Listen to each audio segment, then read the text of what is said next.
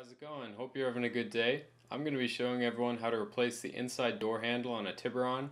This one's a 2008, and in my current situation the latch itself is not broken, but the cable that connects the latch to the mechanism is broken. So I'm going to take the whole door apart and we'll go step by step, and later in the video I'll draw it all out for a better visual, but for now let's get into it.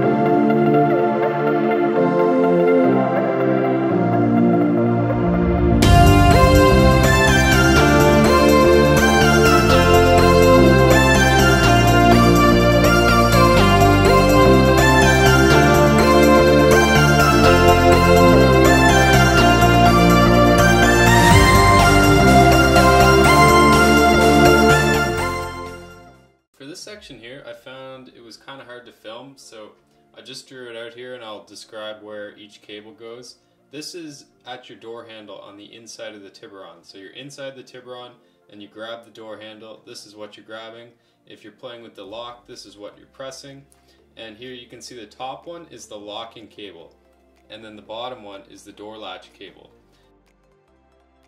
There's not a whole lot that goes into it. There is a pink latch, pink colored latch right here, and this connects to this right here. So you're going to want to kind of insert this downwards part into that, and then there will be a latch that wants to come around and cover this. And there is also another connector right here that will hook up right here. And I recommend hooking that connector in first so that you don't have to hold the cable up as you're trying to connect the latch. Same difference for the lock cable. The connector that's here, you'll find it right here, and the latch itself will just be down here. Both latches are pink. Top latch is the lock cable, bottom latch is the door handle cable. And moving on to the other side of the problem, which is actually the latch itself closest to the door where it's going to connect. So you swing your door here and it meets up with the car here. Well, we're on this side down here.